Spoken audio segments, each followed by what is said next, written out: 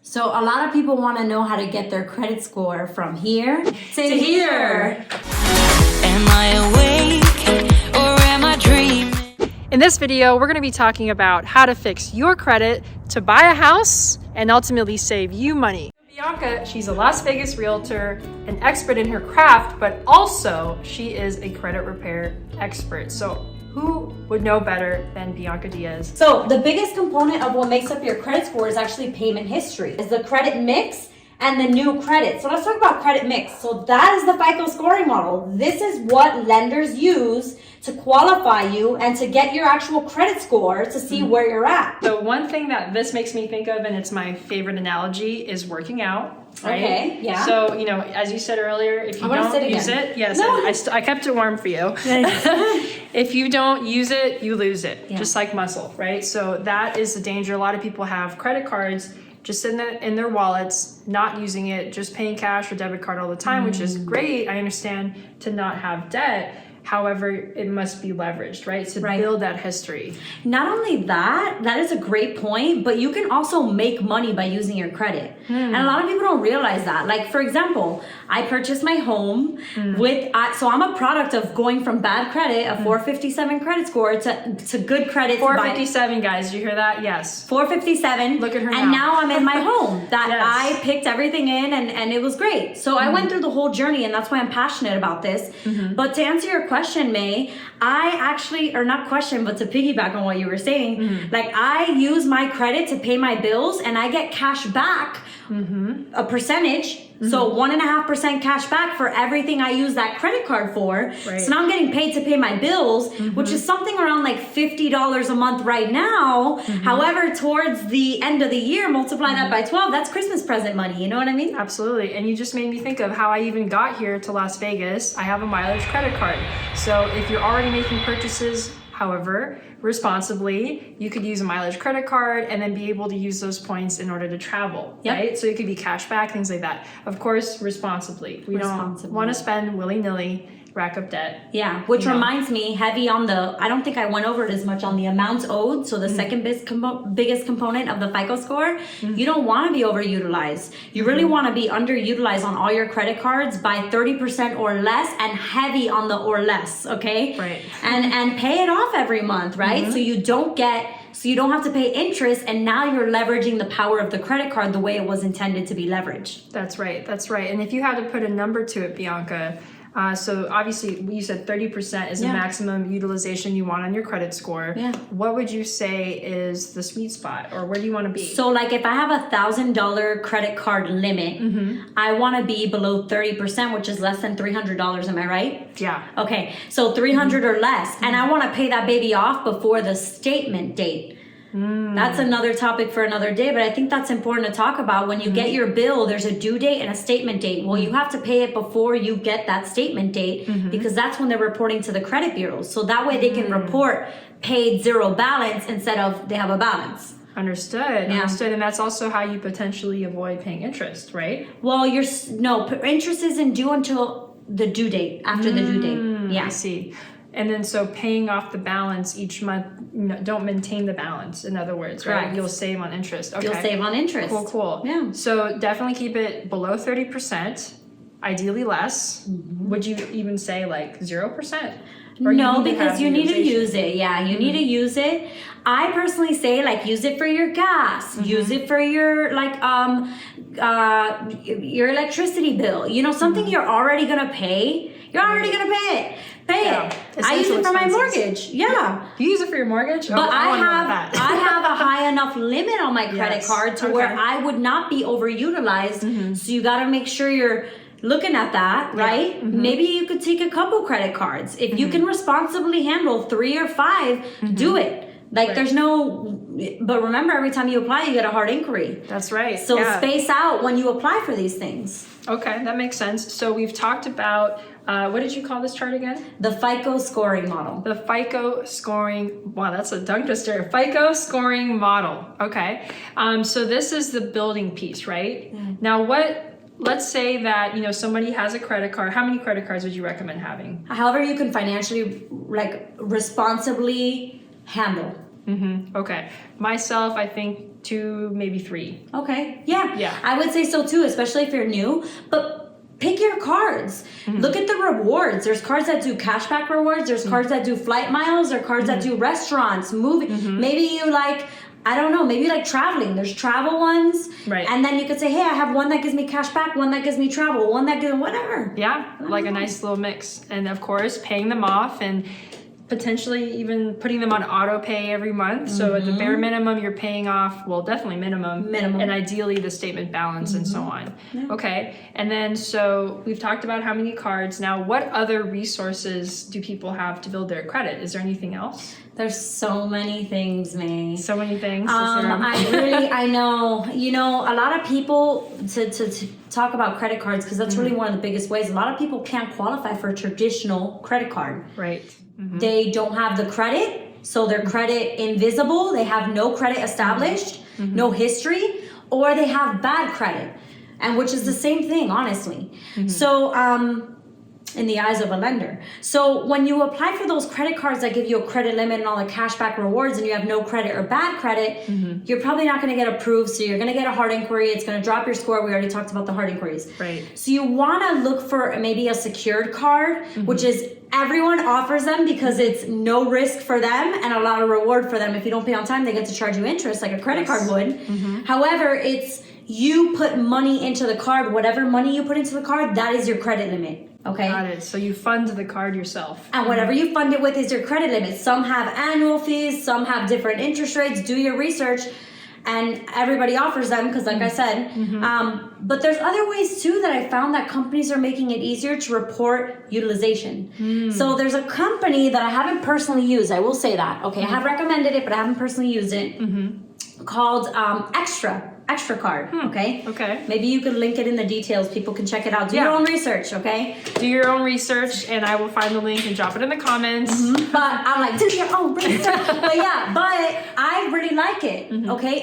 It's a card that acts like an extra. You better pay me for marketing. It's a card. This video is not sponsored. This video is not sponsored, but it should be. But anyway, it's a card that is not a credit card. You will get approved for this card. No credit, bad credit, ugly boyfriend, whatever. So then what's going to happen is when you get this card, it's linked to your debit card. To your debit card that you use for daily purchases that don't help build your credit at all. And then it's going to take the money from the debit card immediately, so you don't have to pay it because linked. Wow. But this card now reports to the 3 credit bureaus at the end of the month everything you've paid. Wow, that is something else. Now they charge something for it, right? Because nothing's free, but like I think it's like a percentage, like 7% or 10%, and you pick and do your research. Right. But I like that a lot because I'm like, hey, it's like a credit card. It's going to report like a credit card, but it's not a credit card. Interesting. So there's a lot of tools out there actually on building your credit. So secured credit cards, of course, if you can get a regular credit card, you absolutely should, because otherwise you're going to tie up your money to fund the card. So if you can do a regular unsecured credit card, that's probably the best way. Yeah. And then the next best thing would be a secured credit card. What about authorized users? Authorized users, great too. So I should say, this is very important. If someone has good spending habits, does not overutilize on their credit cards, aka, right? And pays their bills by the statement dates every month, and you trust them with your life. Then they can add you as an authorized user on their card, and you can even pay people to add you on. Like, there's services for that, okay? But however, I prefer to be someone who tries to like that. Yeah. So you can pay them, and then they'll add you, or for free, add you as an authorized user. And a lot of parents can do this for their kids too. Like, hey, I'm adding my son as an authorized user. I'm help build his score. They will send you a card. You don't have to give the card to anybody. You could throw it away or whatever.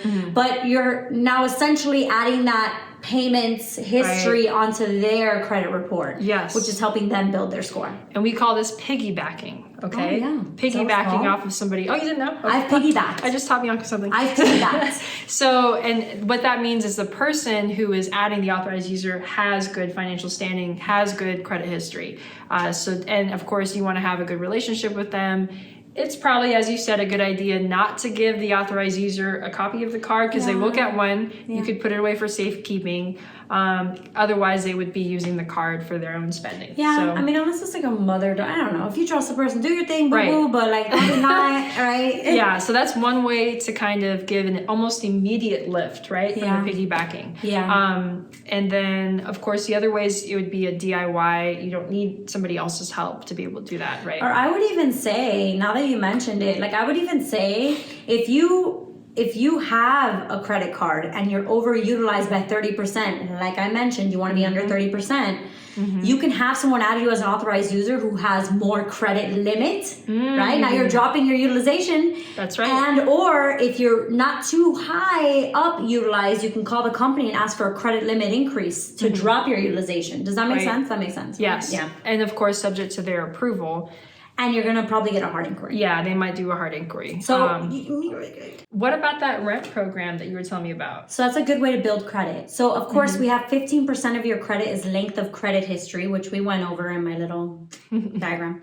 And if you don't have credit history, like your credit invisible, or you just started building credit, well, you're missing on building 15% of your credit score. So that's where those authorized user situations can come into place. Some banks report history, some don't. Okay. Right. However, there's two different programs I want to talk about. Experian Boost, which I'm not affiliated with and I'm not sponsored with. However, you should. You should holler at your girl. Anyway, Experian Boost, it's absolutely free. You should have Experian Boost anyway, because most people check their credit on Credit Karma, and it only shows you your Equifax and your Transunion score, which by the way are not even FICO scores. And Experian.com will show you their Experian credit score, FICO, baby. And you could pay to see the FICO to the other two, but whatever. We're talking free here, okay? Experian Boost allows you to report your utilities like water, electricity, not water, sorry, that's city, electricity, maybe gas, it depends on where you live, maybe. I do know Netflix for sure, Amazon, Hulu, your phone bill, Wi-Fi, all those payments that you have a history on, you'll link your bank account, do it at your own risk. I've done it for a lot of my clients. And then Experian will pull the history on the bank account to see all those payments and how many months. I've seen it go back up to 19 months. It had 19 months of history onto a credit report, and her score went up, I think it was like 48 points. That was best case. Mostly, it went up maybe 14, 6, it depends, but up is up, right? Right? I mean, definitely better than the other way. And it's free. And it's free. And it's only going to report to Experian, which is one of the 3 credit bureaus. Okay? Right. However, take it where you can. Okay. Now, for TransUnion and Equifax, because remember, there are 3 credit bureaus. You want to work on all 3. We can report your rent. So, I partner with a company, I will say that. I do get compensated. I am sponsored. I partner with a company that I really love working with because they help people add up to 2 years of their rental history onto their credit report at once. Now, I'm not good at math, okay? But if you're adding 2 years of rental history onto your credit report, it's 15% of your credit. What is that going to do to your score? That's a pretty big jump, right? That is a massive jump. That's a massive jump from 0 to 2 years, baby. 24 months, yeah. And guys, the goal here is to be able to buy a house, right? And so if you got to utilize history that you're already making, which is traditionally not counted in the credit bureaus. Yeah, and there's actually, I spoke with a lender about this. She was like, that's really great that you do that. And I don't know if all lenders offer this. However, she mentioned it, so I can connect you with her. She's like, it's really great that you mentioned that because there are some programs that allow us now to have rental history as a proof of their verification to get them qualified for a home loan. Wow. So how powerful is that? Because a lot of people don't realize that your rent is never reported to any credit bureau unless you don't pay your rent and you get evicted. Yes. They'll report it negatively, but not positively for you. We will help with adding that positive history. And if you don't have 2 years of rental history, we can go back 1 year or we can report every month going forward. Oh, yes. Okay. Just know that obviously 2 years more history, 15% of your credit is better. Yes, and you'll get more immediate results from that alone. From that alone. Yeah. Within less than, they said 5 business days now. I quoted the company's vice president at the convention I was just at in August. Typically it was about 30 to 45 days because that's when the credit bureaus update. But he's like 5 business days. And I said, so if it's not 5 business days, let me know. And hey guys, if you're getting any value out of this video, let us know in the comments. Hit that like button and consider subscribing for more valuable content. Don't consider, subscribe. Subscribe. Just smash that like button. Smash that like, smash it like that. You're like a circle that floats around.